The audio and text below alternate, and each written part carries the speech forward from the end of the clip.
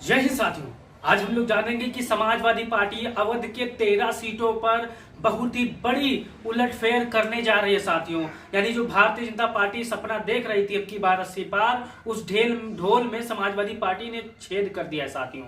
अब कुछ भारतीय जनता पार्टी के अंधभक्त कहेंगे कि ऐसी सीट कौन सी है, कहां पर समाजवादी पार्टी जीतती नजर आई है, सिर्फ 2 ही सीट जीतती है साथियों। लेकिन वो मीडिया चतुकार के चक्कर में आप न मत पड़िए साथियों, क्योंकि वो आपका ब्रेन वॉश करते हैं साथियों। आइए जानते हैं कि वो कौन से ऐसे 13 लोकसभा क्षेत्र हैं जहां पर समाजवादी पार्टी, इंडिया गठबंधन, राहुल गांधी, अखिलेश यादव बड़ी मजबूती के साथ वहां पर चुनाव लड़ रहे हैं साथियों। अब भारतीय जनता पार्टी और मीडिया के चक्कर में आप मत पड़िएगा। आप इस वीडियो पर पहली बार आए हैं तो चैनल को सब्सक्राइब करके बेल आइकन को दबा लीजिए साथियों। आइए जानते हैं कौन से ऐसे लोकसभा क्षेत्र हैं जहां पर समाजवादी पार्टी के मजबूत प्रत्याशी मैदान में झंडा गाड़े खड़े हुए साथियों। पहला नाम आता है अयोध्या फैजाबाद लोकसभा का साथियों। अब कुछ हमारे भक्त भाई परेशान होंगे कि ये तो भारतीय जनता पार्टी का गढ़ है, ये कैसे समाजवादी पार्टी जीत सकती है। लेकिन साथियों, अवधेश प्रसाद नाम है समाजवादी पार्टी के मिल्कीपुर से मौजूदा एमएलए है साथियों, विधायक हैं, वरिष्ठ हैं, संघर्ष करने वाले इंसान हैं। अखिलेश यादव ने इनको प्रत्याशी बनाया है, इंडिया गठबंधन को उम्मीदवार बनाया है और ये लगातार पहले दिन से संघर्ष कर रहे हैं साथियों।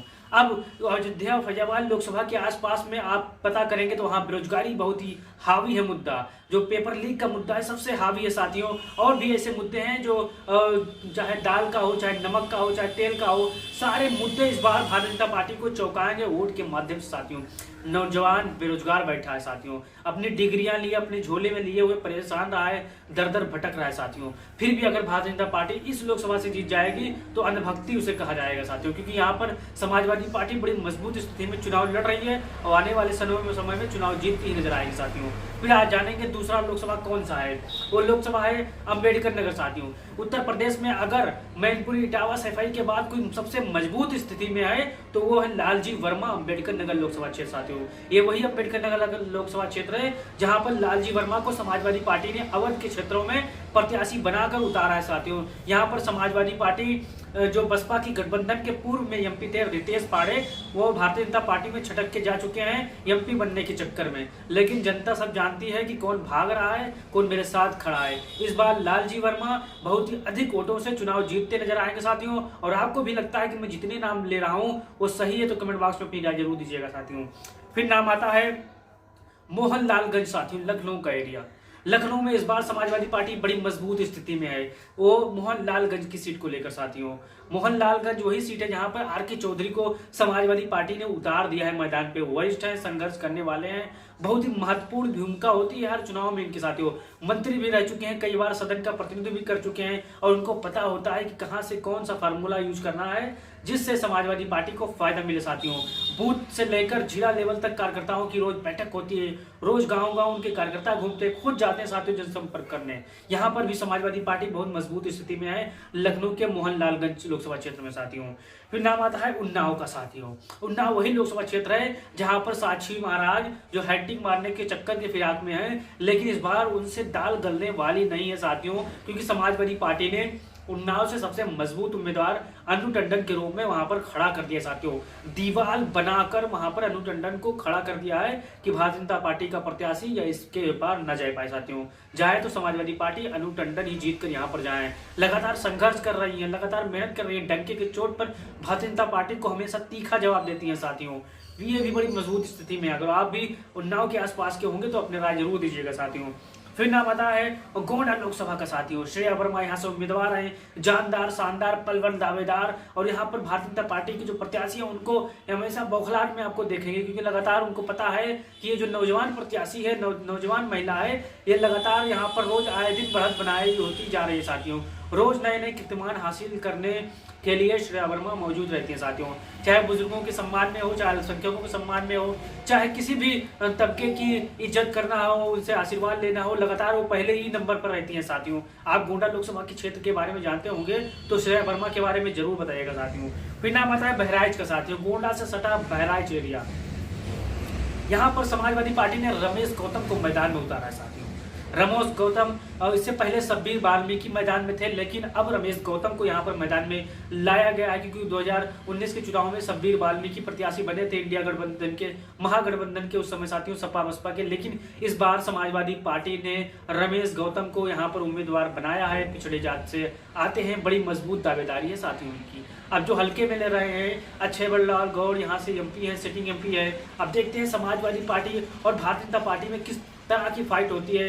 अगर यहाँ पर समाजवादी पार्टी थोड़ा मजबूती के साथ और मेहनत कर दे तो भारतीय जनता पार्टी को लगभग मान के चलिए 1 से 1.5 लाख वोट से यहाँ पर चुनाव हरवाएगी साथियों। भारतीय जनता पार्टी को यहाँ पर हार का शकल देखना पड़ेगा साथियों।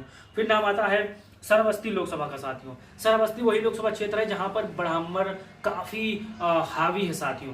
भारतीय जनता पार्टी ने एक ब्राह्मण चेहरों को यहाँ पर मैदान में उतारा है, लेकिन वहीं अगर समाजवादी पार्टी यहाँ पर ब्राह्मण उम्मीदवार देती है तो यहाँ पर अगर जिस हिसाब से ब्रह्म शंकर तिवारी उर्फ कुशल तिवारी का नाम चल रहा है, भाइयों मैं कह रहा हूँ यहाँ पर कोई मुसलमान प्रत्याशी चुनाव नहीं जीत सकता। मैं साफ साफ कह रहा हूँ यहाँ पर मुस्लिम प्रत्याशी चुनाव हार जाएगा, क्योंकि यहाँ पर जो सीटें हैं, मैं वहाँ की ये सीटें इसलिए ले आता हूँ क्योंकि मैं यहाँ का ही रहने वाला हूँ। यहाँ पर भी अगर ब्राह्मण प्रत्याशी समाजवादी पार्टी उतारती है तो यहाँ पर बाहरी प्लस अपना वाला हिसाब किताब होगा साथियों, यानी बाहरी प्लस घर का। समाजवादी पार्टी जिस ब्राह्मण शंकर तिवारी को मैदान में भेज रही है, अगर उनको टिकट दे दे तो समाजवादी पार्टी यहाँ 100% चुनाव जीतती नजर आएगी साथियों।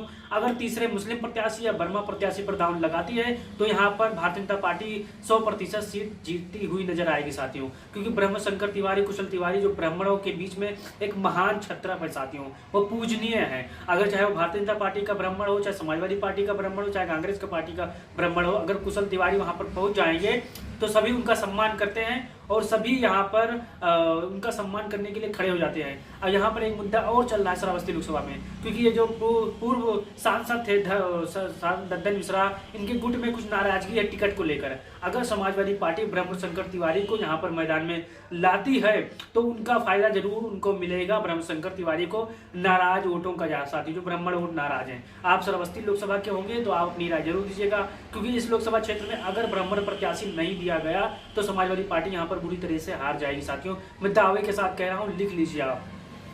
फिर नाम आता है धरोहरा का साथियों। धरोहरा वही लोकसभा है जो आनंद भदौरिया यहाँ पर मजबूती के साथ दावेदारी कर रहे हैं साथियों, मजबूती के साथ संघर्ष कर रहे हैं, चुनाव लड़ रहे हैं साथियों।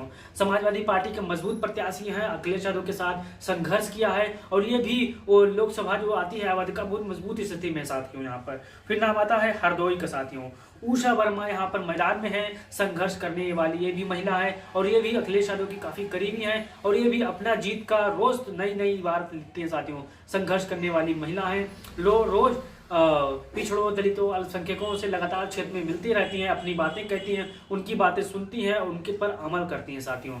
फिर नाम आता है लखनऊ का साथियों। लखनऊ से समाजवादी पार्टी रविदास मल्होत्रा प्लस राजनाथ सिंह के बीच में फाइट आपको देखने को मिल सकता है। यहाँ पर भारतीय जनता पार्टी थोड़ी मजबूत स्थिति में है, क्योंकि राजनाथ सिंह भारतीय जनता पार्टी के चेहरे बहुत वरिष्ठ चेहरे हैं। यहाँ रविदास मल्होत्रा समाजवादी पार्टी के मौजूदा विधायक हैं, लेकिन यहाँ पर लड़ाई आपको 50-50 का देखने को मिल सकती है। अंत में कोई भी यहाँ पर जीतता नजर आएगा आपको साथियों। फिर नाम आता है रायबरेली अमेठी साथियों। रायबरेली अमेठी कांग्रेस के गढ़ में है, कांग्रेस के खाते में। यहाँ पर गांधी परिवार का कोई सदस्य अगर मैदान में होगा तो भारतीय जनता पार्टी यहाँ पर खाता नहीं खोल सकती। फिर नाम आता है मिश्रिक का साथियों। समाजवादी पार्टी ने सुनीता राजवंशी को यहाँ पर मैदान में उतार दिया है, बड़ी मजबूती के साथ ये भी चुनाव लड़ रही है। और अगर अवध की क्षेत्रों में यानी पूरे उत्तर प्रदेश की 80 सीटों में समाजवादी पार्टी अगर मजबूत स्थिति में या इंडिया गठबंधन के साथी जितने भी होंगे मजबूत स्थिति में अगर चुनाव लड़ना है साथियों, तो मैं एक फार्मूला हमारे जहन में है साथियों, मैं कह रहा हूं आप सुनिएगा। क्योंकि इस समय महंगाई, दाल चावल आटा सिलेंडर के मुद्दे पर आप मंच पे खड़े होइए, यही मुद्दा गाइए साथियों। दाल आटा चावल नमक रोजगारी बेरोजगारी। अगर किसी तीसरे मुद्दे पर जाएंगे, मंदिर मस्जिद या किसी संविधान बचाने के मुद्दे पर जाएंगे साथियों, क्योंकि गांव की जनता गरीब जनता अभी संविधान के बारे में उतना नहीं समझती है। अभी उसको 5 किलो राशन के बारे में समझ आती है साथियों, महंगाई के बारे में समझ में आती है, लेकिन संविधान बचाने के लोकतंत्र के खतरे में जब आपको सत्ता मिलेगी तो आप बचा लेना लोकतंत्र, संविधान को खतरे से निकाल लेना। लेकिन इस समय जो मेरा फार्मूला कहता है, मेरा गैस कह रहा है कि इस समय इंडिया गठबंधन के जितने भी नेता मंच पर आए, दाल चावल आटा दाल नमक तेल इस सब की भाव गिनाए है, सिलेंडर का भाव गिना है, पूर्व में जितनी भाव थी अब में कितनी भाव है ये गिना है। अगर इन मुद्दों पर आप टिके रहे तो भारतीय जनता पार्टी इन्हीं मुद्दे पर आपके पिच पर आकर बैटिंग करेगी साथियों। और जैसे ही भारतीय जनता पार्टी आपके पिच पर आई बैटिंग करे तैसे ही आप उसको मैच हरा दोगे साथियों, चुनाव हरा दोगे। अगर कहीं आप उनके पिच पर गए, हिंदू मुसलमान के पिच पर गए, भारत पाकिस्तान के पिच पर गए, संविधान बचाने के या संविधान के चक्कर में वहां पर गए तो आप चुनाव हार जाएंगे साथियों। क्योंकि मैंने देखा है यहाँ पर गरीब जनता परेशान है, नौकरी के लिए बेरोजगार परेशान है, दर दर भटक रहा है। क्योंकि नौजवान इस समय नौकरी से परेशान है, महिलाएं सिलेंडर से परेशान है, जो कमाऊ पुरुष है वो आटा दाल चावल नमक की महंगाई से परेशान है साथियों। तो इसी मुद्दे पर रहकर सभी इंडिया गठबंधन के साथियों को अपने भाषणों में ये चीज इख्तियार करनी है, अमल करनी है। अगर तीसरे मुद्दे को लाएंगे, अगर उनके प्लेटफॉर्म पर जाएंगे, उनके पिच पर जाएंगे बैटिंग करने तो हम लोग मैच हार जाएंगे साथियों।